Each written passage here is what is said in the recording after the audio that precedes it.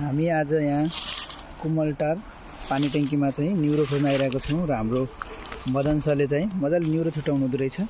Sir कसरी छुटाउनु छ सर न्युरो, यसो भनिदिनु त। यो खाने न्युरो चाहिँ कस्तो हुन्छ भने सर, हजुर यो हेर्दाखेरि चाहिँ यो सेतो भएको हुँदैन, सेतो देखिने चाहिँ खाने न्युरो चाहिँ होइन सर है। सेतो अलि खस्रो पनि हुन्छ होला होइन, खस्रो पनि हुन्छ, यो चाहिँ चिल्लो पनि हुन्छ है।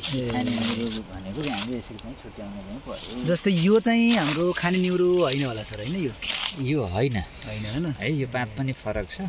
हजुर है, यसरी चाहिँ हामी छुट्याउन सक्छौँ है त। अनि यो कस्तो कस्तो ठाउँमा पाइन्छ सर? यो अलिक ओसिलो ठाउँमा चाहिँ पाइन्छ सर। अब यहाँ त्यो ठाउँलाई हेरेर पनि हामीले चाहिँ अनुमान गर्न सक्छौँ होइन। हजुर यस्तै यो इनार हो। हजुर त्यो इनारको पानीले चाहिँ यो चिसोको मात्रा होइन दिइरहेको हुन्छ। हजुर यस्तो ठाउँमा चाहिँ यो चाहिँ हुन्छ।